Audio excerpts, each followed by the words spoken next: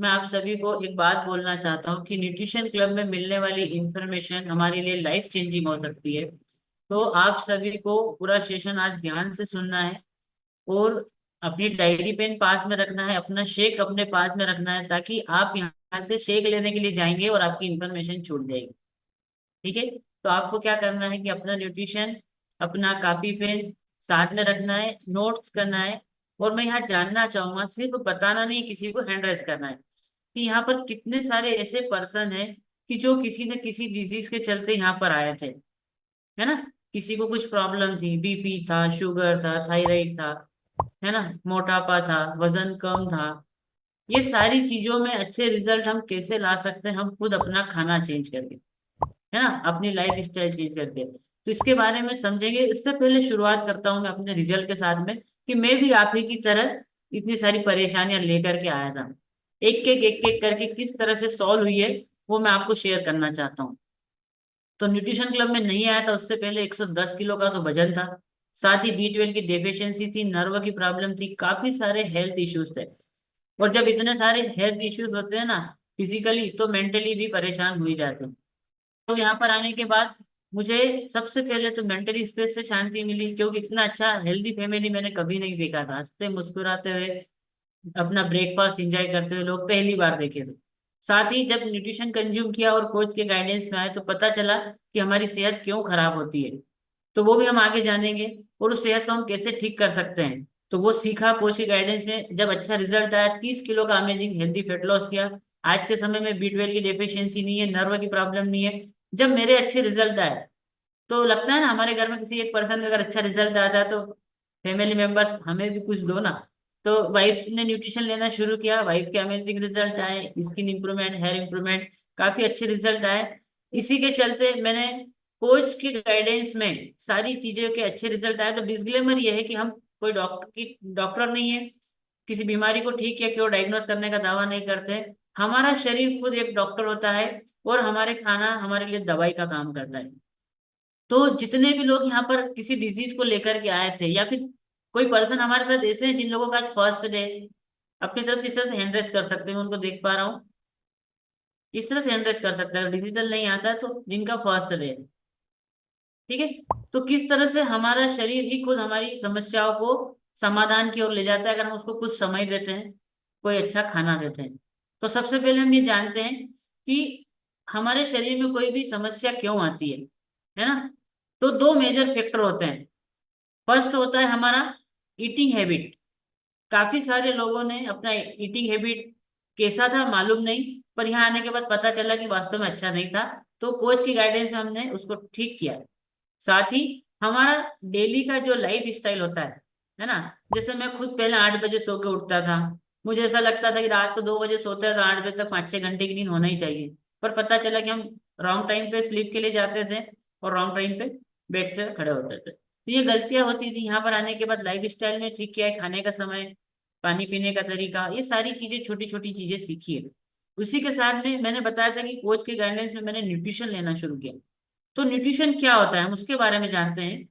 तो न्यूट्रिशन हमारे खाने में जो पोषक पदार्थ होते हैं, जो हमारे ऑर्गन्स का पोषण करते हैं, वो होता है हमारा पोषक वाला खाना। और एक हमारा होता है नॉर्मल फूड, जो कि हमारे सिर्फ हंगर जोन को कंप्लीट करता है। जब हम खाना खा लेते हैं तो पेट भर जाता है, तो हमें लगता है कि हमने तो, हमारी डाइट कंप्लीट हो गई, हमारा भोजन कंप्लीट हो गया। पर हमारी जो डाइट होती है उसमें न्यूट्रिशन वैल्यू अगर नहीं है, तो हमारा भोजन कंप्लीट नहीं होता है ना। तो आगे चलते हैं कि न्यूट्रिशन क्या होते हैं, पोषक तत्व किन्हें कहा जाता है ना। तो 7 तरह के पोषक तत्व होते हैं। तो नेक्स्ट स्लाइड में हम जानेंगे यहाँ पर कि, सब्जी लेने का। पारुल मैम अपनी तरफ से अनम्यूट रखिए, ताकि आप अच्छे से सुन पाए सेशन को।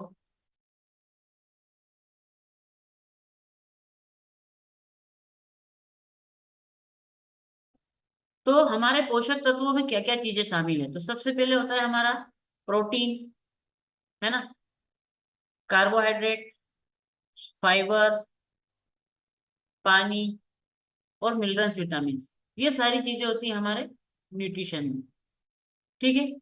यहाँ पर कोई पर्सन नोट कर रहा है डायरी में कि क्या क्या होते हैं पोषक तत्व? क्योंकि यहाँ पर मैं लास्ट में क्वेश्चन पूछने वाला हूँ, और जो क्वेश्चन का आंसर सही देगा ना, उसको ये PPT गिफ्ट मिलने वाली है। ठीक है। ओके।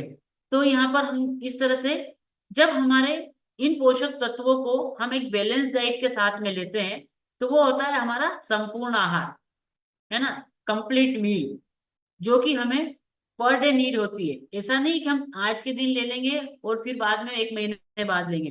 तो इसकी हमें डेली नीड नीड होती है, क्योंकि हमारा शरीर रोज ग्रोथ कर रहा है, हमारा शरीर रोज काम कर रहा है।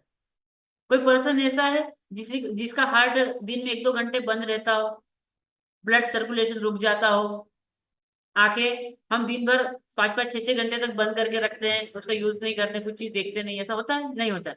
सारे ऑर्गन्स हमारे कहीं ना कहीं काम कर रहे हैं, है ना। ग्रोथ चल रही है बॉडी के अंदर। आप आज नेल कटिंग करते हो, कल से हमारा नेल बनना शुरू हो जाते हैं, क्योंकि हमारी बॉडी ग्रोथ मोड पे है। हमारे में प्राण शक्ति है, वो कंटिन्यू चलती रहती है। ठीक है। तो आज हमारा जो टॉपिक है, हमारा जो सेशन है, वो हम समझेंगे कि हमारी बॉडी के अंदर कहाँ जाकर के कैसे खाने से नुकसान होता है, और उस हम खाने को कैसा ठीक कर सकते हैं, हमारे भोजन को कैसा ठीक करने के बाद में हम अच्छे हो सकते हैं, हेल्दी हो सकते हैं। ठीक है। वो चाहे वेट मैनेजमेंट हो, या कोई डिजीज हो, या कोई मेडिसिन चल रही हो। तो हम यहाँ पर किसी को क्लेम नहीं कर रहे हैं कि आप आपकी बीमारी हम ठीक करेंगे। आपकी बीमारी को आप खुद ठीक करोगे, आपका शरीर खुद डॉक्टर है। ठीक है। तो नेक्स्ट स्लाइड में हम जानते हैं कि आज का हमारा टॉपिक क्या है। तो हमारा टॉपिक है कार्बोहाइड्रेट। तो यहाँ पर काफी सारे पर्सन ऐसे होंगे जिनका अनुभव होगा, मेरा खुद का एक अनुभव है, कि कार्बोहाइड्रेट के नाम से बड़ा डर लगने लग गया था जब वजन बढ़ने लगा। काफी सारे लोग बोलते थे कार्बोहाइड्रेट नहीं खाना है, कार्बोहाइड्रेट खाने से वजन बढ़ता है, कार्बोहाइड्रेट बंद करने से वजन कम तो हुआ था, पर शरीर कमजोर हो गया था, काफी सारे लॉसेस हुए थे, है ना। उसकी भरपाई हम साधारण तरीके से नहीं कर सकते।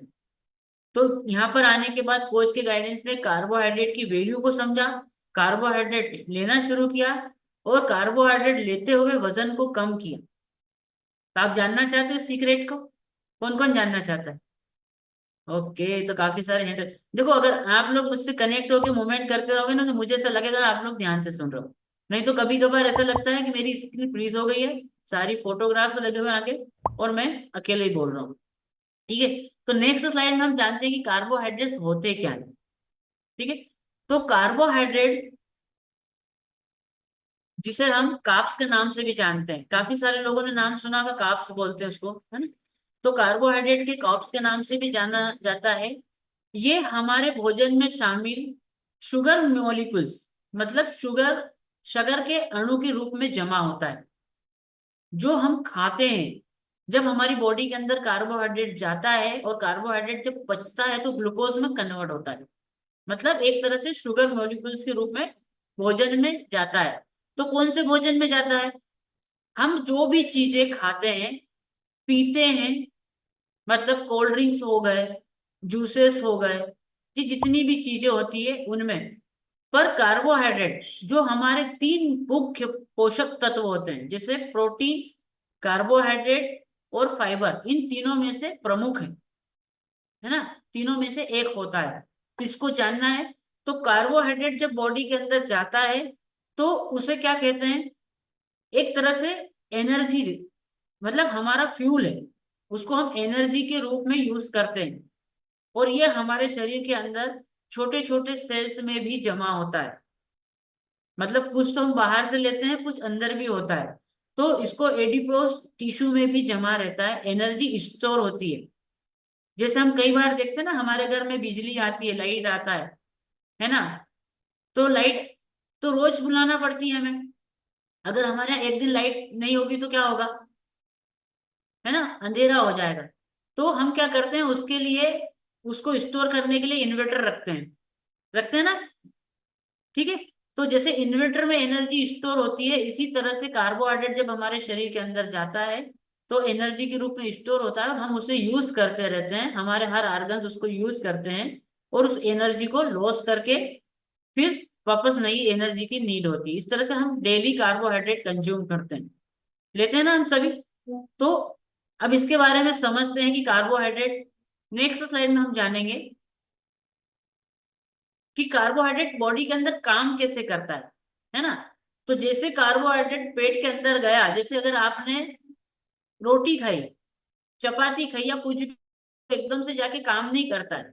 सेवफल खाए तो सेवफल काम नहीं करता है, सेवफल जाएगा अंदर से, पहले वो टूटेगा अंदर, वो ग्लूकोज में कन्वर्ट होगा, है ना। तो ग्लूकोज में कन्वर्ट होने के बाद यहाँ पर आपकी स्क्रीन पर देखा ही जा रहा है कि लीवर के अंदर कैसे खाना घूमता है हमारा, है ना। उसमें से पोषक तत्वों को बॉडी सोखती है ना, एब्सॉर्ब करती है, और उसके बाद में जो ब्लड सेल्स में ग्लूकोज मिल जाता है, ठीक है। तो उसको कंट्रोल करने के लिए एक तरफ आप पेनक्रियास देख रहे हो, तो पेनक्रियास क्या करती है, धीरे धीरे इंसुलिन रिलीज करता है, ताकि एक्स्ट्रा एनर्जी बॉडी के अंदर हो, एक्स्ट्रा ग्लूकोज हो, उसको कवर कर सके। साथ ही जब हम ज्यादा कार्बोहाइड्रेट्स लेते हैं, ज्यादा ग्लूकोज बनता है बॉडी के अंदर, तो जितना इंसुलिन कवर कर पाता है उसके बाद का वो हमारे एडिपोज टिश्यू में जमा होता है, उसे बोलते हैं ग्लाइकोजिन। तो सेल्स में जमा हो जाता है ग्लाइकोजिन के रूप में। और आने वाले समय में यहाँ पर कोई पर्सन ऐसा है जो उपवास करते हो, फास्ट रखते हो, है ना, उस दिन हमारी बॉडी के अंदर ये हमारा स्टोर, जैसे इन्वर्टर में हमने इलेक्ट्रिसिटी स्टोर की थी और हम बाद में उसको यूज कर रहे हैं, इस तरह से ये टिश्यूज में से जो ग्लाइकोजिन जमा होता है, हमारे खाना नहीं मिलने की परिस्थिति में, जब आपको भोजन नहीं मिल पाता है, उस समय ये काम में आता है। ठीक है, तो आप सभी को लंबी प्रोसेस होती है, हम इजी तरीके से जिस चीज को खा लेते हैं बिना सोचे कि इसमें कितनी कैलोरी है, क्या चीजें हैं, वो जाकर के इतना लंबा प्रोसेस होता है उसका। ठीक है, तो हमने धातु का जो सब हमारा जो धातु का टॉपिक हुआ तो उसमें भी समझा था कि भोजन जाने के बाद रस में और मल में दो भाग में टूटता है ना, तो रस रस काम में आता है। तो कई बार हमसे गलती ये होती है कि हमारे भोजन में पोषण की कमी होने की वजह से हम कार्बोहाइड्रेट ज्यादा इंटेक करते हैं, है ना। तो ज्यादा शरीर के अंदर कहते हैं कि ज्यादा कचरा जा रहा है और काम की चीज कम जा रही है। ठीक है, तो हमको इसमें ध्यान में रखना है। अब यहाँ पर अगर आप हर स्लाइड को अच्छे से समझते हैं तो नेक्स्ट जो स्लाइड आती है ना वो एक दूसरे से कनेक्ट करेगी, तो आपको समझने में कंफ्यूजन नहीं होगा। ठीक है, तो ये नेक्स्ट स्लाइड में हम समझते हैं इसमें कि हमारे खाने में जो चीजें जाती हैं हम उसको कैसे डिस्ट्रीब्यूट कर सकते हैं बिना कार्बोहाइड्रेट को अवॉइड किए। जैसे हमने पहले कार्बोहाइड्रेट को अवॉइड किया था, काफी सारे नुकसान उठाए, कोच के गाइडेंस में आने के बाद में कार्बोहाइड्रेट खाने का सही तरीका सीखा है। ठीक है, तो इसमें कार्बोहाइड्रेट के दो टाइप्स होते हैं, मतलब दो प्रकार के होते हैं, टू टाइप्स ऑफ कार्बोहाइड्रेट। तो आप उसको नोट कर सकते हो, इंडेक्स जैसा बना हुआ है सामने, इस तरह से इंडेक्स बना लीजिए, एक तरफ लिखिए आप सिंपल कार्बोहाइड्रेट्स और दूसरी तरफ आप लिख सकते हैं कॉम्प्लेक्स कार्बोहाइड्रेट। तो हमारे भोजन में जो कार्बोहाइड्रेट जाते हैं, जैसे आपने फर्स्ट स्लाइड में देखा था, मैंने आपको यही चीज बताई है कि हमारी हर स्लाइड एक दूसरे से कनेक्ट करेगी, कि कार्बोहाइड्रेट्स क्या होते हैं उसके बारे में हमने जाना। तो कार्बोहाइड्रेट्स में सेब की फोटो भी थी और ब्रेड की फोटो भी थी, मतलब कार्बोहाइड्रेट दोनों में था। हम जितनी भी चीजें खाते हैं, आप या तो फ्रूट्स खाइए या अनाज खाइए या पल्सेस खाइए, कुछ भी खाते हैं कार्बोहाइड्रेट्स आपकी बॉडी के अंदर जाना ही है। ठीक है, तो अब हमें कौन सा कार्बोहाइड्रेट लेना है जो कि, अब जैसे इसमें एक पॉइंट मैं बताता हूँ, जैसे पेनक्रियास और उसके बाद में इंसुलिन के बाद में जो हमारे ग्लूकोज को पचाया गया था और कुछ जमा हो रहा था ग्लाइकोजिन के रूप में, तो जब हम ज्यादा हेवी कार्बोहाइड्रेट लेते हैं तो हमारे लीवर के आसपास सबसे पहले जमा होता है। आपने देखा कई लोगों का वजन ज्यादा नहीं होता है, मोटापा नहीं होता है, पर थोड़ा सा टमी निकल आता है ना, और उनको कुछ प्रॉब्लम होती है, डॉक्टर को दिखाते तो बोले फैटी लीवर हो गया है। तो वो टमी क्यों निकलना शुरू होता है सबसे पहले शुरुआत में, बाद में मोटापा आता है बॉडी के अंदर। तो वो एक्स्ट्रा जो कार्बोहाइड्रेट सबसे पहले लीवर के आसपास जमा होता है, जिसे हम डिसीज अगर हो जाती है तो फैटी लीवर भी बोलते हैं। तो हम सही तरीके से कार्बोहाइड्रेट खा करके अपने आज विजरल को घटा करके, विजरल फैट को कम कर करके हम हमारी डिजीज से निजात पा सकते हैं, उससे छुटकारा पा सकते हैं। ठीक है, तो यहाँ पर आप ये मत सोचना कि मैं कोई आपको क्लेम कर रहा हूँ बीमारी ठीक करने का, ये आप खुद समझो उसको अपने आप में, है ना, ये आपकी अंडरस्टैंडिंग है। तो सिंपल कार्बोहाइड्रेट्स क्या होते हैं, कि सिंपल कार्बोहाइड्रेट्स और कार्बोहाइड्रेट्स में इतना अंतर होता है कि अगर हम कार्बोहाइड्रेट लेते भी जाएंगे समझने के बाद में तो हमें कोई प्रॉब्लम नहीं होगी। तो sorry sorry sorry ma'am, last reverse कीजिए मैम स्लाइड को वापस से। तो यहाँ पर सिंपल कार्बोहाइड्रेट्स क्या होते हैं कि जल्दी से डाइजेस्ट हो जाते हैं, है ना। और कॉम्प्लेक्स कार्बोहाइड्रेट क्या धीमे धीमे डाइजेस्ट होते हैं, ठीक है। तो सिंपल कार्बोहाइड्रेट जैसे इजी डाइजेस्टेबल होते हैं, इसका मतलब ये नहीं कि हमें जल्दी डाइजेस्ट करना है उसे, इसलिए हम सिंपल कार्बोहाइड्रेट लेंगे। हमें कॉम्प्लेक्स लेना है क्योंकि वो धीरे धीरे डाइजेस्ट होगा। तो उससे क्या फायदा होगा, समझ रहे हैं आप इस चीज को, कि जब बॉडी के अंदर धीरे धीरे से कार्बोहाइड्रेट टूट के धीरे धीरे ग्लूकोज में कन्वर्ट होगा, तो आपकी पेनक्रियाज धीरे धीरे इंसुलिन रिलीज करके उसको मैनेज कर लेगी। जब आप इमीडिएट फास्ट ग्लूकोज लेते हैं, जल्दी से बॉडी के अंदर ग्लूकोज जाता है, तो पेनक्रियास इतनी जल्दी इंसुलिन रिलीज नहीं कर पाती है जितना उसे उसको कंट्रोल करने में लगता है, ठीक है। तो इस तरह से ये जो है ना, तो इंक्रीज ब्लड शुगर स्लो। तो बॉडी के अंदर जब हम सिंपल कार्बोहाइड्रेट खाते हैं तो ग्लूकोज लेवल एकदम अप हो जाता है, और कॉम्प्लेक्स खाते हैं तो धीरे धीरे ग्लूकोज लेवल बढ़ता है और उसको कंप्लीट करता है। अब इसमें हमें एक चीज समझना है कि ग्लूकोज लेवल बॉडी में खाने से बढ़ता है तो किसको बढ़ता है, सभी को बढ़ता है ना।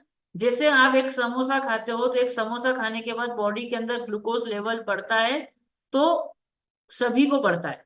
अब इसमें नुकसान किसको ज्यादा होता है, जैसे कोई 15 16 17 साल 20 22 साल यंग एज होती है हमारी, तो उस समय हमारी बॉडी ज्यादा एक्टिव होती है, हमारे ऑर्गन्स अच्छे से काम करते हैं, तो उस समय हम समोसे को डाइजेस्ट कर पाते हैं। अब इसी समोसे को हम कंटिन्यू जब खाते रहते हैं 10 20 साल तक, और जब हम 40 साल की एज में चले जाते हैं और फिर वही समोसा हमें हजम नहीं होता है, तो उसका कारण क्या हुआ, गलती समोसे की थी, है ना। तो हमारे कैलोरी इंटेक मैनेजमेंट की है, दूसरा हमारा डाइजेशन की है, और दूसरा हमारा एज फैक्टर की है। तो हमें ये समझना है कि हमें किस एज में किस तरह का खाना चाहिए, वो भी हम काफी बार न्यूट्रिशन क्लब में सीख चुके हैं। तो यहाँ पर ये, इसका मतलब मैं ये नहीं बोल रहा हूँ कि आपको समोसा खाना है, ठीक है, कैसे खाना है उसको समझ के खाना है, ठीक है। यहाँ किसी भी चीज को आपके कोच ने कभी खाने को मना नहीं किया है, आपको बोला है चीटिंग डे कर सकते हो, है ना, आप टेस्ट के हिसाब से खा सकते हो, आपको कितना खाना है अपने कोच के गाइडेंस में खा सकते हो। तो सारी चीजें खाने के बाद हम अपने आप को स्वस्थ कैसे रख सकते हैं, हम वो सीखते हैं यहाँ पर, ठीक है। तो नेक्स्ट स्लाइड में हम जानते हैं कि हमारा जो भोजन है ना, वो कार्बोहाइड्रेट हेवी कार्बोहाइड्रेट से, सॉरी, सिंपल कार्बोहाइड्रेट में कैसे कन्वर्ट होता है कॉम्प्लेक्स से। तो जैसे आप गेहूं खाते हैं, रोटी सब खाते हैं, है ना। तो गेहूं की रोटी हम सब खाते हैं और कंपलसरी हमें खाना ही भी चाहिए, ठीक है। क्योंकि अगर हम रोटी नहीं खाएंगे तो हमें एनर्जी कैसे मिलेगी, और हमें रोटी क्यों खाना चाहिए उसका भी मैं लास्ट अगली स्लाइड में आपको इससे कंपैरिजन करके बताऊंगा कि गेहूं की रोटी क्यों खाना चाहिए। तो जब हम गेहूं की रोटी खाते हैं तो आप देखिए कि गेहूं का एक छोटा सा दाना होता है, हमने थोड़ा सा इसको स्लाइड में समझने के लिए बड़ा कर दिया है ना, नहीं तो आप सोचोगे इतना बड़ा दाना सर कहाँ से लेकर के आए। तो एक ये स्माइल वाली बात थी, आप स्माइल कर सकते हैं बीच बीच में। तो इसका इस टॉपिक से कोई रिलेशन नहीं था। अब रिलेशन ये है कि जब गेहूं के ऊपर का जो हम देखते हैं इसका कवर, जिसको हम छिलका बोलते हैं, तो काफी सारी जो हमारे खाने की चीजें आती है उसमें छिलके के रूप में हम फाइबर इंटेक करते हैं, ठीक है। तो ये इसका फाइबर होता है। और सेकेंड जो इसमें ग्रीब लिखा हुआ है, वो उसमें होते हैं इसके पोषक तत्व। तो आप जब गेहूं का दाना, सॉरी, गेहूं कंज्यूम करते हैं, खाते हैं, तो उसमें आपको फाइबर, प्रोटीन और कुछ मिनरल विटामिन बॉडी के अंदर जाते हैं, ठीक है। अब इसको हम सिंपल में कैसे कन्वर्ट करते हैं, तो हमसे गलती ये होती है कि हम गेहूं के आटे को बिल्कुल बारीक पीसवाते हैं, है ना। काफी सारे लोगों को ना ऐसा लगता है कि बिल्कुल इसको बारीक और महीन पीसना है, बिल्कुल पाउडर बनाना है, ताकि जब हम रोटी बनाते हैं तो रोटी बनाते समय बारीक आटे की रोटी फूलती अच्छी है ना। आपने देखा है कई बार मोटे आटे की जो रोटी बनाते हैं वो इतनी नहीं फूल पाती जितने की बारीक आटे की फूलती है। तो उसको हम बारीक करने के चक्कर में उसका फाइबर इंटेक कम कर देते हैं। सेकेंड में, जब इसका ऊपर का फाइबर इंटेक हटा दिया जाता है और बीच का ये ग्रीन येलो वाला हिस्सा हटा दिया जाता है, प्रोटीन वाला पार्ट, तो बीच में जो व्हाइट वाला पार्ट बचता है इसको बोलते हैं मैदा। तो जो मैदा बनता है वो हो जाता है हमारा सिंपल कार्बोहाइड्रेट, जो कि हमें नहीं खाना चाहिए। तो आपके कोच ने कई बार आपको न्यूट्रिशन क्लब में बोला होगा कि मैदे का उपयोग नहीं करना है, ठीक है। तो आज समझ में आया होगा आप लोगों को कि मैदे का उपयोग क्यों नहीं करना है, क्योंकि वो हमारा कार्बोहाइड्रेट मैदा भी होता है और गेहूं भी होता है, पर गेहूं की रोटी तो खाने का बोलते हैं कोच, है ना। और उसके बाद वेट लॉस भी हो रहा है हमारा। तो क्लिप करते हैं हमारे कोच के लिए कि हमारे कोच हमारे लिए कितना जानते हैं और कितना हमें समझाते हैं। तो इसी तरह से हमारा कार्बोहाइड्रेट सिंपल कार्बोहाइड्रेट में कन्वर्ट हो जाता है। और जब हम उसके ऊपर का चलनी से उसको चालते हैं तो उसका जो चौकोर निकल जाता है, तो और फाइबर कम कर देते हैं हम उसको, है ना। तो ये हमें मिस्टेक नहीं करना है, इसको हमको करेक्ट करना है कि किस तरह से खाना है। तो नेक्स्ट स्लाइड में हम आगे जानते हैं कि अगर जैसे और कैसे हम अच्छे कार्बोहाइड्रेट को सिंपल कार्बोहाइड्रेट में कन्वर्ट करते हैं। अभी जैसे मैं आपको एग्जांपल देता हूँ कि अभी हम 5 संतरे लेते हैं, तो 5 संतरे का जूस निकालते हैं, तो 5 संतरे का जूस पीने में किसी को ज्यादा समय नहीं लगेगा, है ना। जैसे आपने उठाया और उसको सिप सिप करके पीना शुरू किया। तो इस तरह से 5 संतरे का जब हम जूस निकालते हैं और उसको पीते हैं तो वो हो जाता है हमारा सिंपल कार्बोहाइड्रेट। जैसे आपने कभी गर्मी के दिनों में गन्ने का जूस पिया है, तो देखते हैं ना गन्ने के जूस वाला क्या करता है, इतना बड़ा गन्ना लेता है। अभी देखो स्लाइड में मेरे कंप्यूटर में मेरा हाथ भी नहीं दिखाई दे रहा है। इतना बड़ा गन्ना लेता है और उसको मशीन में डालता है और 1 गिलास जूस निकालता है। उस 1 गिलास जूस को हम इमीडिएट पी जाते हैं। जबकि इतना बड़ा गन्ना खाने में हमको कितना टाइम लगेगा, जब उसको हम चबाएंगे सलाइवा जाएगा साथ में, है ना। तो इस तरह से जब जूस पीते हैं और हम संतरा खाते हैं, तो संतरे के अंदर आप देखते हो छोटा छोटा सा जब उसका वेस्ट निकलता है ना, एक साइड वेस्ट निकलता है, तो वो जो होता है फाइबर होता है वो। तो जब हम संतरे को छील करके खाते हैं तो उसमें कुछ समय भी लगता है, प्रॉपर फाइबर के साथ में हमारा जूस भी जाता है ना। तो अब यहाँ पर स्लाइड में आप देख सकते हो कि अगर आप जूस पीते हो, लगभग 400 से 500 ml का जूस पीते हो, तो आपको 224 कैलोरी उसमें जाती है। ठीक है, साथ में 51 ग्राम शुगर जाती है और 0 फाइबर जाता है। मतलब इसमें फाइबर है ही नहीं, क्योंकि उन्होंने पूरा साइड से निकाल दिया। अब इसी के बदले में अगर हम इसी संतरे को छील करके खाते हैं, तो किसी भी, हमने जैसे बात समझी है पिछली स्लाइड में, मैंने कहा कि हमारी हर स्लाइड एक दूसरे को कनेक्ट करेगी ना। तो ऊपर का छिलका जो होता है वो फाइबर का काम करता है, तो इस संतरे का छिलका नहीं खाना है हमें। ठीक है, इसके अंदर फाइबर हमको यूज करना है। तो जब हम संतरे को छील करके खाएंगे तो अच्छे से सलाइवा के साथ में जाएगा, साथ में फाइबर भी जाएगा। तो यहाँ पर आप देख सकते हो कि सेम शुगर जा रही है, सेम कैलोरी जा रही है, पर इसमें 20 ग्राम फाइबर ऐड हो गया है। जो कि हमारी बॉडी के अंदर फाइबर क्या काम करता है आप कई बार कई सेशन में सुन चुके हो, और जिन्होंने नहीं सुना है अपने कोच से पूछ सकते हैं। और नेक्स्ट हमारे सेशन में इस तरह की चीजें आएगी, क्योंकि मेरा जो आज का सेशन है ये अगले टॉपिक से कनेक्ट करेगा। अगर आज का टॉपिक अच्छे समझ में आया तो मेरा नेक्स्ट टॉपिक इसी से रिलेटेड रहेगा। तो इसको हम समझते हैं। अभी हम जूस पीते हैं तो क्या होता है, हमारा जो ग्लाइसेमिक इंडेक्स होता है।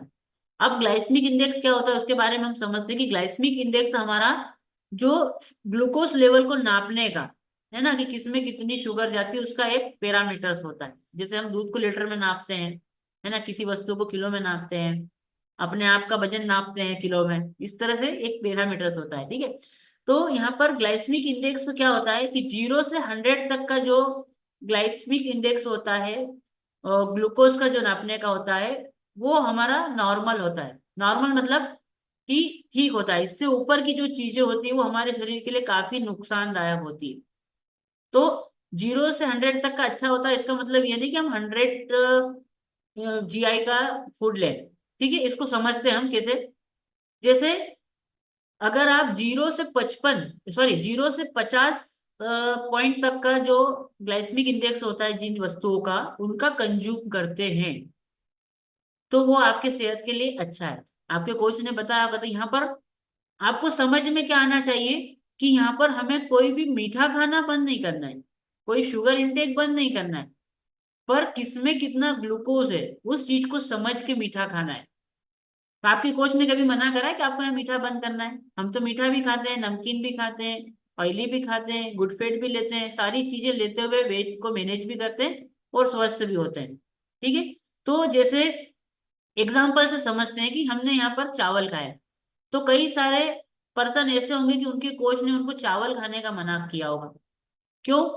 क्योंकि जब हम वेट लॉस प्रोसेस में होते हैं, तो या किसी डिजीज के चलते, जैसे किसी को शुगर होती है तो डॉक्टर मना कर देते चावल खाने का, तो उसमें कार्बोहाइड्रेट की मात्रा ज्यादा होती है, मिनरल्स विटामिन पोषक तत्व कम से कम होते हैं उसमें, है ना, या नहीं के बराबर होते हैं।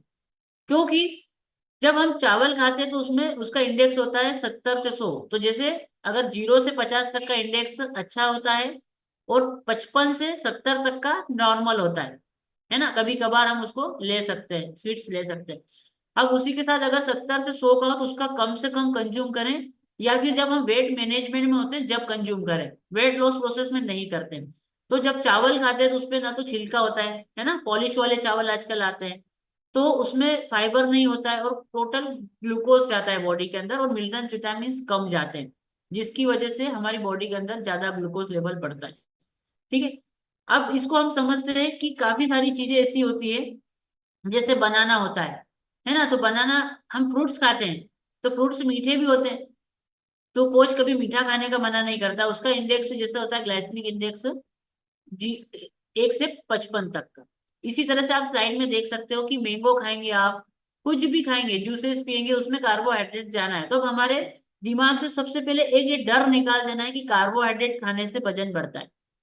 तो अगर कार्बोहाइड्रेट को सही तरीके से यूज करते हैं, सही तरीके से कंज्यूम करते हैं, तो हम कार्बोहाइड्रेट से डरेंगे नहीं। जैसे हमारा पहले फेट का डर निकला है ना, फेट का डर छूमंतर हुआ था हमारा, इसी तरह से कार्बोहाइड्रेट का डर छूमंतर हो रहा है हमारा। तो नेक्स्ट स्लाइड में हम आगे बढ़ते हैं कि हमारे भोजन में जो कार्बोहाइड्रेट जाता है ना, उसको हम कैसे कैसे मिथ होते हैं हमारे, है ना, कुछ कुछ मिथ होते हैं, कुछ फैक्ट होते हैं। जैसे हम समोसा खाते हैं, तो एक समोसा खाते हैं तो हमें लगता है कि हम कहीं पैदल चलने चले जाएंगे, हम एक्सरसाइज करने चले जाएंगे, है ना, तो वजन कम हो जाएगा हमारा। तो काफी सारे लोग यहाँ पर ये समझते हैं कि हम एक्सरसाइज करके वजन कम कर लेंगे। ठीक है। तो कौन कौन मानता है कि एक्सरसाइज करने से वजन कम होता है? कोई मानता है? तो एक्सरसाइज करने से वजन कम नहीं होता है ना। तो फिर आप बोलोगे कि सर फिर एक्सरसाइज सेशन क्यों करवाते हो आप, है ना, आप लोग फिर ये क्यों बोलते हो कि 20% पार्ट एक्सरसाइज का होना चाहिए।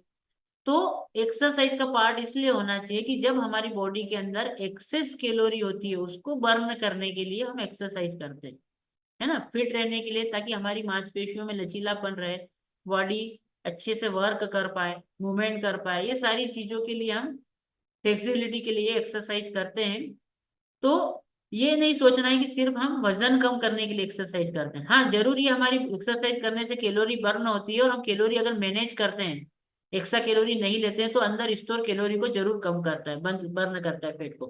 तो जब हम एक समोसा खाते हैं उससे 300 कैलोरी मिलती है, तो आपको लगभग 2 घंटे का पैदल चलना होता है एक समोसे को बर्न करने के लिए।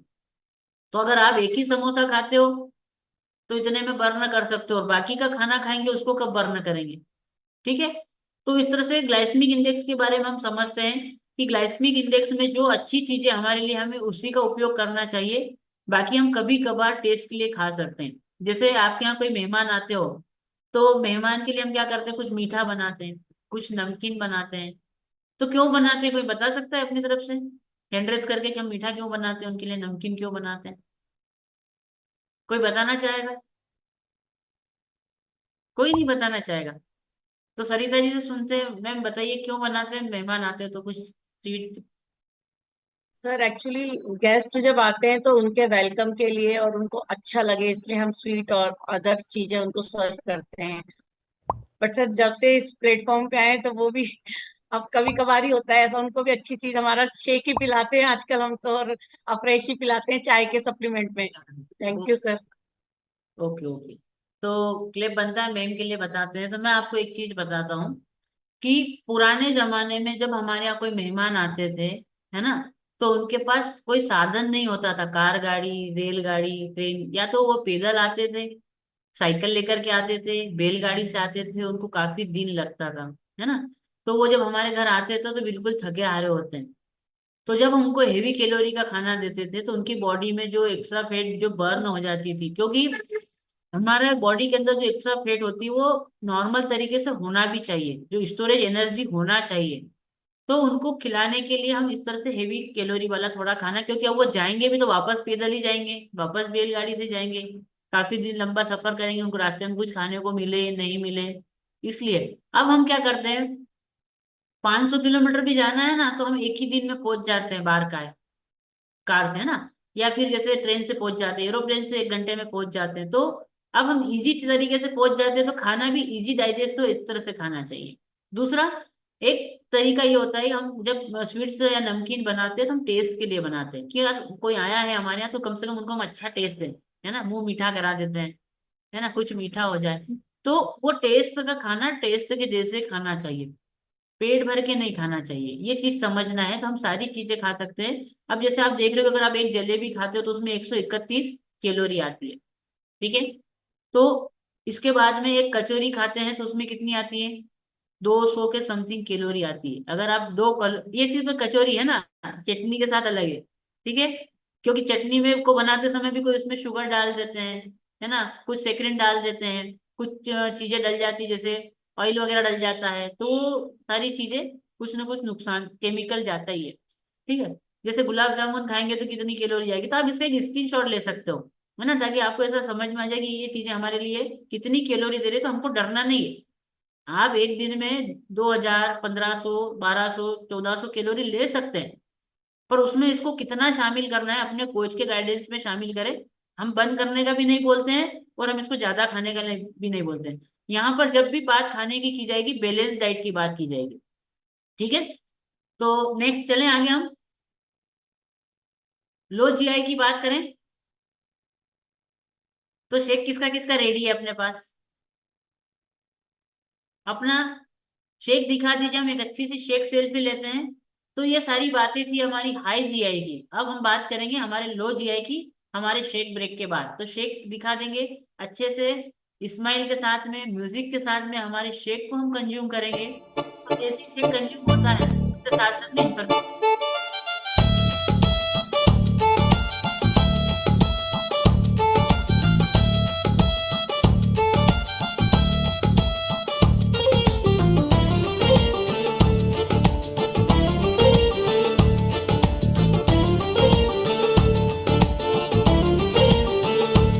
ओ आजा आजा रब्बा इश्के दी खोल गुत्तियां, आजा रब्बा इश्के दी खोल गुत्तियां।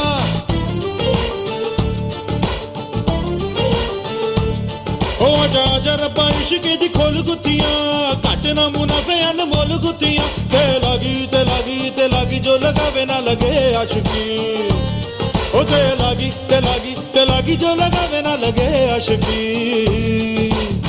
उड़ती उड़ती अखियों के लड़ गए पैंचे लड़ गए वे, ठीक लगा के झूम झूम झूम झूम बराबर झूम बराबर झूम बराबर झूम झूम बराबर झूम बराबर झूम बराबर झूम बराबर झूम बराबर झूम बराबर झूम बराबर झूम बराबर झूम बराबर झूम।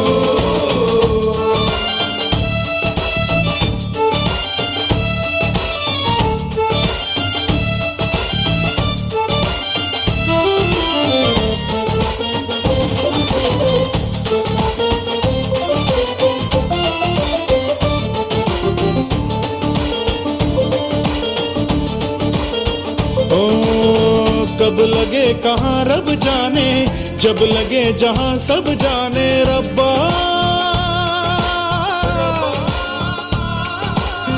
हर चोट मजा देती है, जीने की सजा देती है रब्बा। झूठी मूठी बातें सुन के गुनगुनाती आंखें सुन के जलावे बुझावे बुझावे जलावे वो मोमबत्तियां, जलावे बुझावे बुझावे जलावे वो मोमबत्तियां। ओ उड़ती उड़ती अखियों के लड़ गए पैंचे लड़ गए वे, ठीक लगा के झूम झूम झूम झूम बराबर झूम बराबर झूम बराबर झूम झूम बराबर झूम बराबर झूम बराबर झूम बराबर झूम बराबर झूम बराबर झूम बराबर झूम बराबर झूम बराबर। ओके ओके ओके, झूमते गाते नाचते हुए अपने न्यूट्रिशन को कंज्यूम कीजिए। और एक बार क्लेम करते हैं अमेजिंग हमारा न्यूट्रिशन शेक।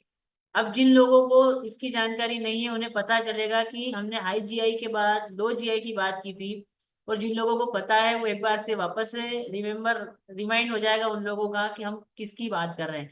तो हमारा अमेजिंग न्यूट्रिशन शेक जो कि अभी हमने कंज्यूम किया है, इसमें हमें क्या क्या मिलता है ना। तो जब हम एक गिलास हमारा शेक लेते हैं तो उसमें 114 तरह के पोषक तत्व मिलते हैं, जो कि हमें नॉर्मल भोजन से नहीं मिलते, हमारे सामान्य खाने से नहीं मिलते हैं। और इन पोषक तत्वों की हमें प्रतिदिन आवश्यकता होती है। हम अगर रोज इसका कंज्यूम करते हैं, हमारा ब्रेकफास्ट हेल्दी होता है, तो हमारी सेहत को अच्छा करने में बहुत अच्छा सपोर्ट मिलता है। ठीक है, सेहत अच्छी हो जाएगी इसकी गारंटी नहीं है, बाकी सपोर्ट जरूर मिलता है। उसके बाद का जो हमारा रूटीन अगर फॉलो करते हैं कोच के गाइडेंस में, तो जब हम एक गिलास शेक कंज्यूम करते हैं तो हमें इसमें कैलोरी कितनी मिलती है, कौन बताएगा अपनी तरफ से? कोई एक्साइटेड पर्सन है कि मुझे कैलोरी बताना है, कितनी कैलोरी मिल रही है? ओ अमेजिंग, इतने सारे हैंड रेस हो चुके हैं। तो मैं ही बता देता हूँ, क्योंकि अभी बात भी करना बाकी कुछ लोगों से है ना। तो यहाँ पर जब हम एक गिलास शेक लेते हैं हमारा, तो इसमें हमारा fibre, carbohydrate, protein, mineral, vitamin, और जो हमारे शरीर में 70% पानी है, वो पानी भी इसी में मिल जाता है। शेक में मिलता है ना, पानी मिला के लेते हैं ना सभी।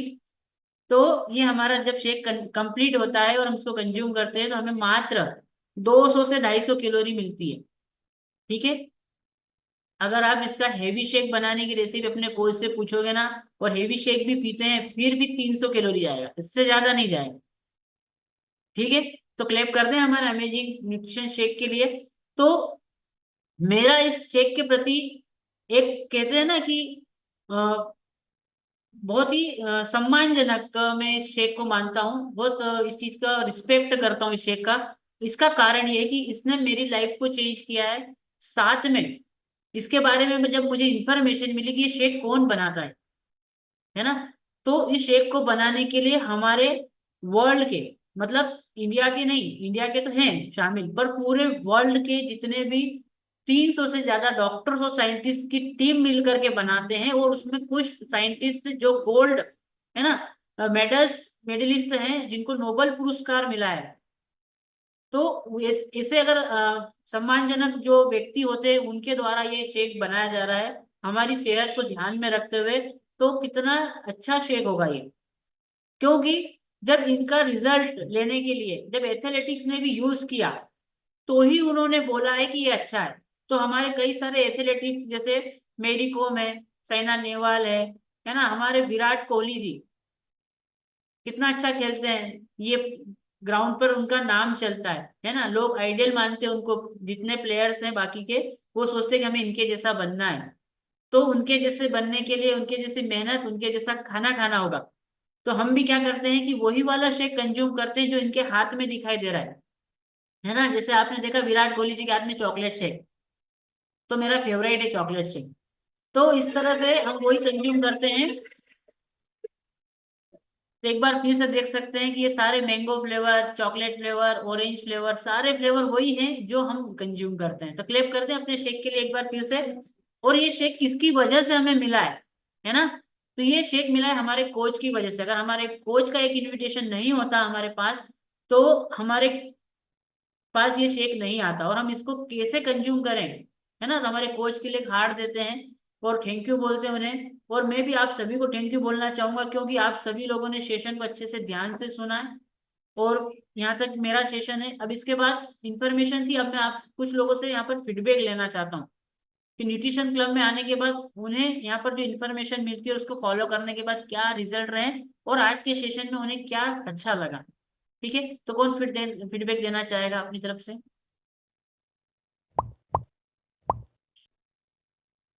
ओके, तो यहाँ पर सबसे पहले हम खुशबू मैम से सुनते हैं। Hello, good morning sir. Sir, आज के सेशन में मुझे पता चला कार्बोहाइड्रेट के बारे में। पहले मैं जब इस क्लब को ज्वाइन नहीं की थी तो मुझे बहुत डर लगता था कि राइस ज्यादा खा लूंगी तो ये होगा, रोटी ज्यादा खा लूंगी तो ये होगा। सो अब जब से मैं क्लब को ज्वाइन की, जब से न्यूट्रिशन क्लब को ज्वाइन की, जब से हर्बल लाइफ को ज्वाइन की, तब से मुझे पता चला कि डरना नहीं है, लिमिट में खाना है। और ये जो शेक एक ग्लास है वो मुझे जितना मेरी बॉडी को जरूरत है उतना वो मुझे पूरा करता है, सारे पोषक पूरा करता है। और मेरा बहुत अच्छा बेटर रिजल्ट है। इस 1.5 महीने में मैं बहुत अच्छी हो गई हूँ, मेरे परिवार बहुत अच्छे हो गए, मेरे बच्चे अच्छे हो गए, सब लोग कंज्यूम करते हैं। सो बहुत अच्छा रिजल्ट है सर। ओके मैम, क्लिप बनता है आपके लिए कि आपने कोच के गाइडेंस को फॉलो किया, इसलिए आपके इतने अच्छे रिजल्ट आए। तो यहाँ पर रिजल्ट जितने भी होते हैं अपने इंडिविजुअल रिजल्ट होते हैं, और वो कोच के गाइडेंस को और प्रॉपर न्यूट्रिशन कंज्यूम करके फॉलो करने से होता है। ठीक है, तो यहाँ पर सबसे ज्यादा एक्साइटेड पर्सन कौन है, जो कि मैं तो सबसे पहले बताना चाहूंगा या चाहूंगी, कौन बताना चाहेगा अपनी तरफ से? तो प्रियंका मैम से सुनते हैं। Yes, good morning sir, good morning everyone. Sir आज के बारे में, आज सेशन बहुत अच्छा लिया आपने, क्योंकि बहुत से डाउट मेरे भी क्लियर हुए